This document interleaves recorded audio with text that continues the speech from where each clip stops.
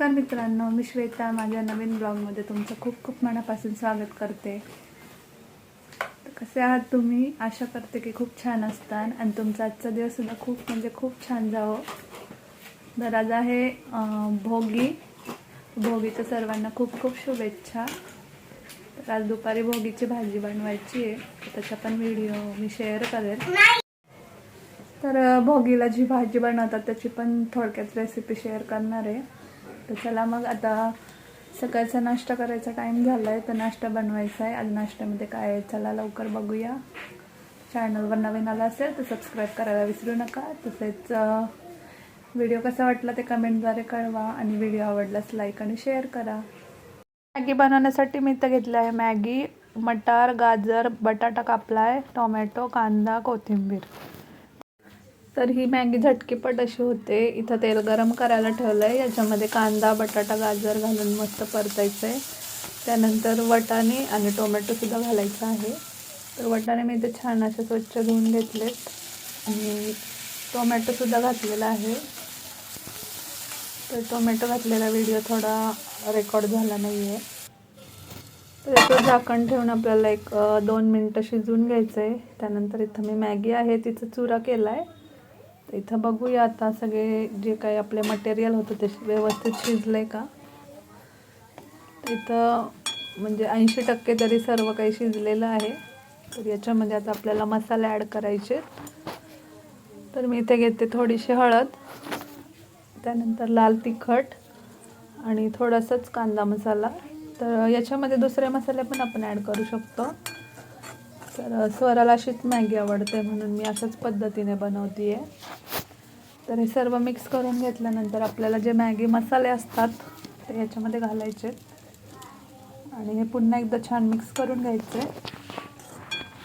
तर काही जण याच्यामध्ये केचपसुद्धा ॲड करतात किंवा मग शेजवान चटणीसुद्धा घालतात.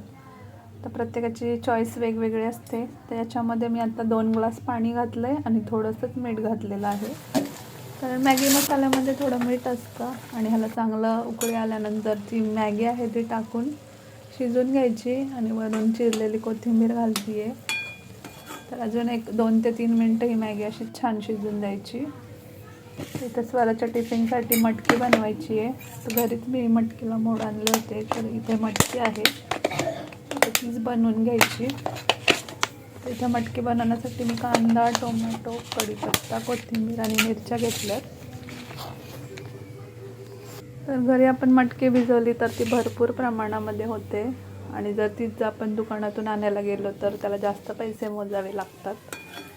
इथं फायनली मॅगी बनवून झाली आहे. तर बघू शकता किती छान अशी मॅगी दिसते आणि टेस्टला पण खूप सुंदर लागते. तर तुम्ही ट्राय केली नसेल तर नक्कीच ट्राय करा.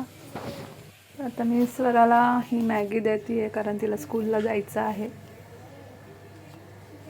तर ही आहे स्वराची मॅगी गरमागरम. तर पावसाळ्याच्या दिवसामध्ये अशी गरमागरम मॅगी तर खरंच खूप भारी लागते. तर मॅगी कोणाकोणाला आवडते ते कमेंट सेक्शनमध्ये जरूरच कळवा.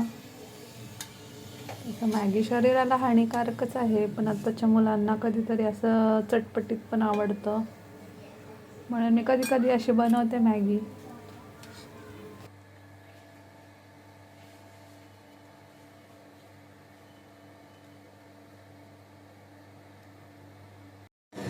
त्यानंतर इथं मी स्वराच्या टिफिनसाठी चपाती बनवते आहे कारण डब्याला चपाती पोळी कंपल्सरी असते. तर इथं छान अशी मटकीची भाजी आणि चपाती रेडी आहे. तर स्वराचा टिफिन आता तिच्या बॅगमध्ये भरून ठेवते.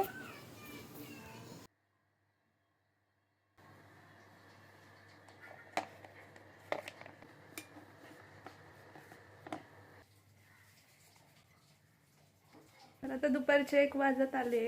शौर्य पण शाळेतून आलाय. तिथं लावलंय शिनचॅनचं कार्टून. शौर्याला शिनचॅनचं कार्टून खूप आवडतं आणि त्याचं बघून तो थोडासा आगाऊपणा पण करतो. शौ, तू कुठे गेलता? शाळेत. काय केलं शाळेत? लंच, अजून अभ्यास, होय. आणि गाणं म्हणलं. कोणतं नाही, कोणतं गाणं बोलला? कोणतं गाणं बोलला?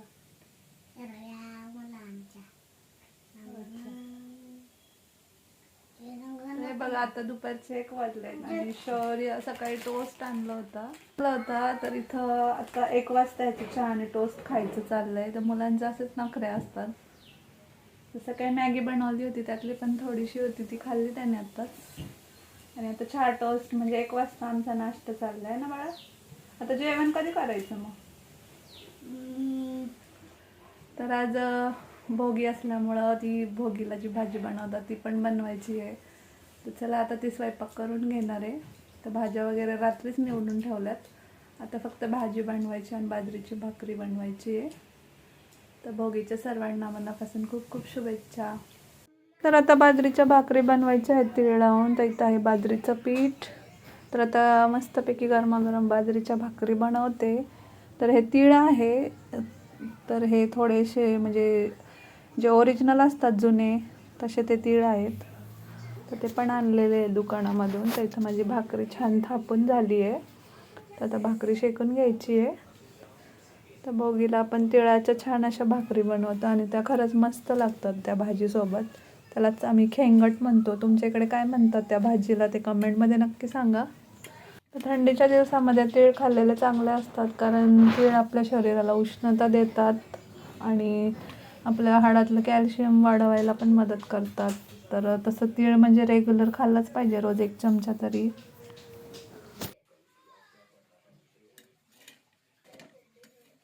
तर बाजरीची भाकर चवीला खूप छान लागते आणि ती सुद्धा थंडीच्या दिवसामध्ये चांगली असते शरीराला. सगळ्या भाज्या मी रात्रीच नीट केल्या होत्या. फक्त बटाटा आणि वांगं जे आहे ते आता कट केलं आहे. तर इथं मी वाटण्यासाठी शेंगदाणे, खोबरं आणि पांढरे तीळ भाजून घेतलं आहे.